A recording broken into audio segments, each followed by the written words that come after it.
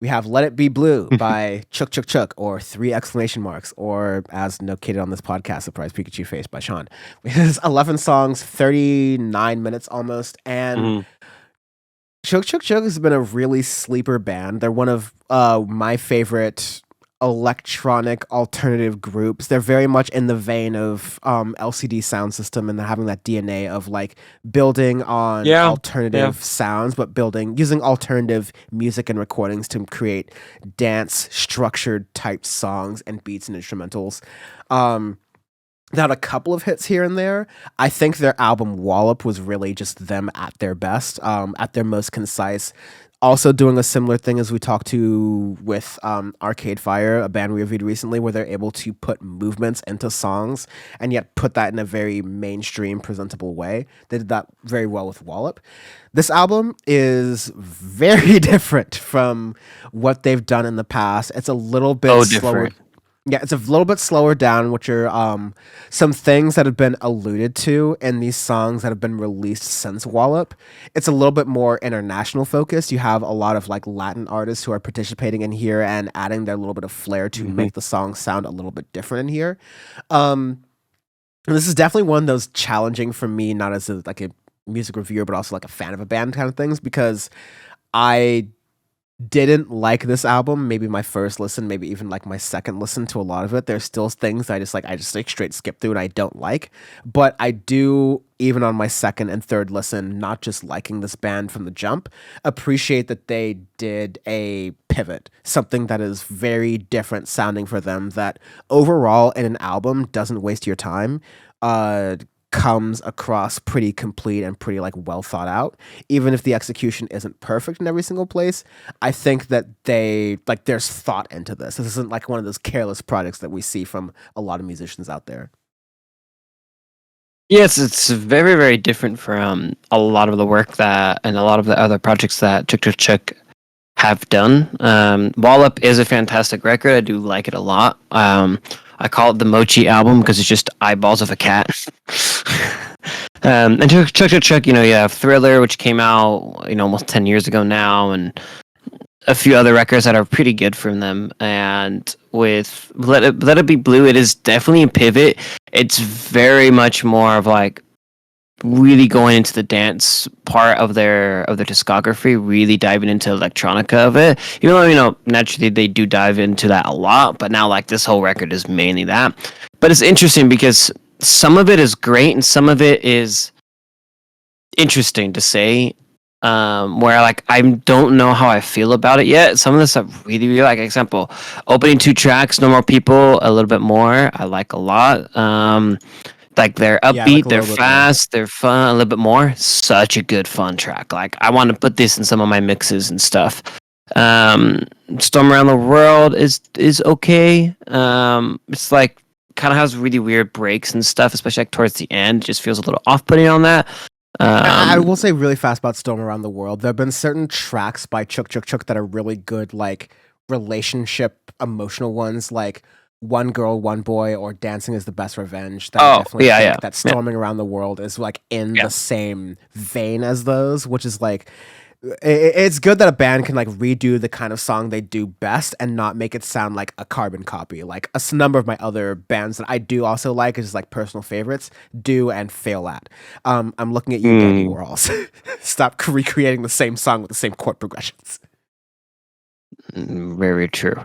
But a lot of like the Latin stuff that they have in here, actually, I think is pretty cool. I think it's good. It's interesting, and it's pulls influences from European house, even Latin house, some garage influences, some even like old school UK dubstep, which I'm all here for. I just was not expecting that going into a Chuk Chuk Chuk record. Some of it is fantastic. Some of it is interesting. Like Un Purente is fantastic. I really, really like that track. Here's what I need to know. I don't really like that track that much. So, and that's what I get with this record, where some things are really good and some things just aren't sticking with it. Like Panama Canal, really good track. I like it. It's fun. It's interesting. So like there are certain lyrical repetitions that like I get it. Part of music creation is like how do you use lyrical repetitions to create earworms or songs that like stick in people's head. And Like you like can do it from Caribou, something that I could like off the top of my head, like literally says that 1,000 times, but it makes yeah. sense in the way it's made. Yeah. And like the way that Panamena Canal, the way they kind of repeat it can be kind of Yeah. catchy. To me, it was just like cheese grating against the ears. Same with It's Gray, parentheses, It's Gray. That song, I literally, as a No, I don't like fan, that. have to hard skip it. Like, I No, literally only listened to it once for the sake of reviewing it for this podcast. But otherwise, it's not going to be one of those songs that grows on me. I'm just going to not like it. it's gray. But It's gray. It's gray.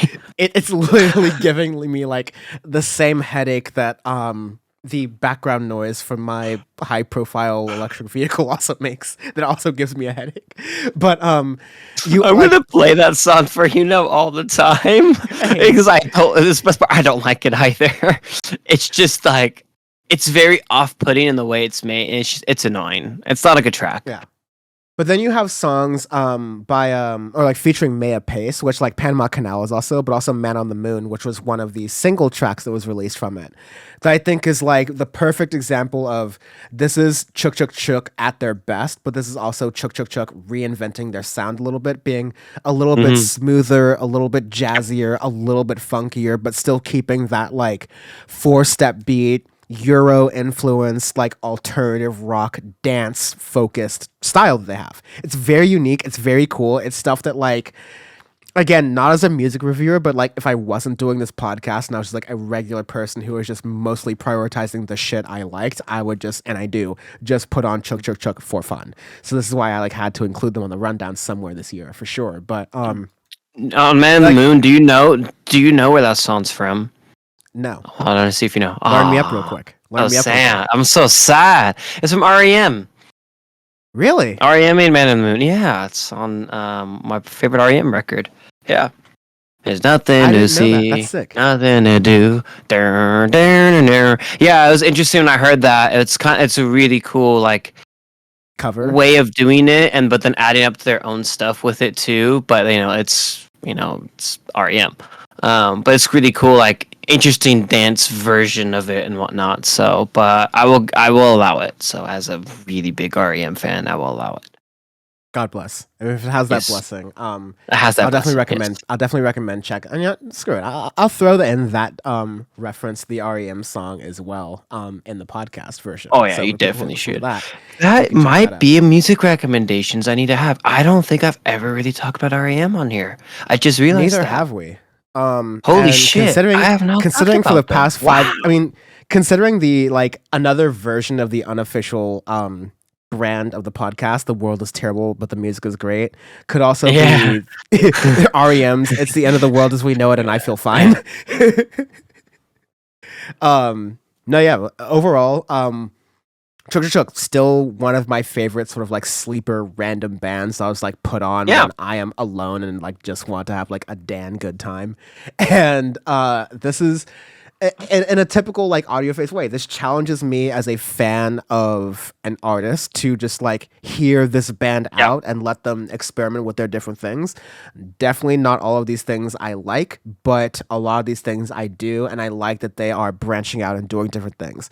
The next albums or the next project, if they happen, because they've been a pretty old band. They've been around for like 15 years now at this point. Maybe more Wallop influence, maybe more Let It Be Blue influence, maybe a little bit different, but I definitely love bands that keep me guessing. So, arbitrary scale.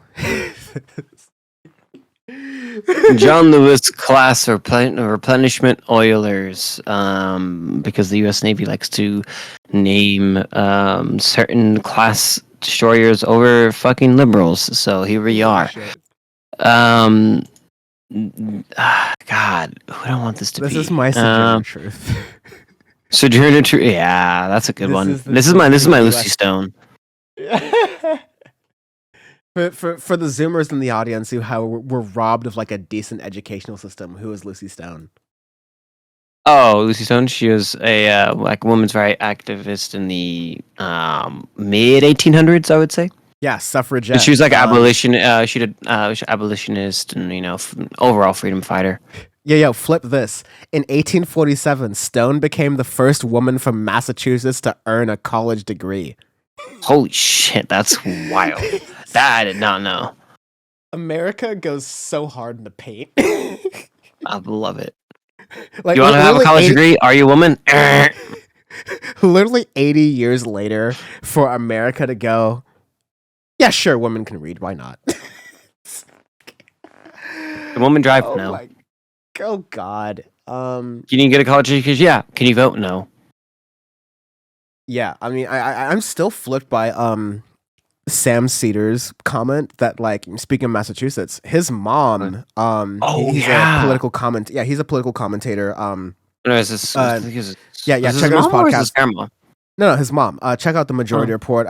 My previous Power Report guest, Emma Vigland, is the co-host of that show. It's a really solid show. Check it out on YouTube. Emma and I are mortal enemies right now because the New York Rangers and Pittsburgh Penguins are playing against each other in the playoffs, and I saw her getting so butthurt when the Penguins beat them last night, and I was like, I don't know how I feel about this because this is hilarious, but I respect Emma a lot. And Majority Report's Yes. probably my favorite political thing out there. One of my favorite. Definitely. But that being said, like the host of it, Sam Cedar, who was he's a Gen Xer. We love to call him a boomer. Yeah. He's a Gen Xer.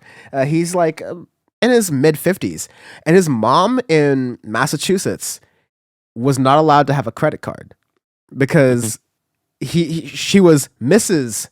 Sam Cedar, so like Sam's dad, and so like had to apply for the credit card with her husband's approval, right? So like that's just the 1960s. That's just the 1970s. That's just 50 years ago. That's our parents' lifetimes, more or less, right?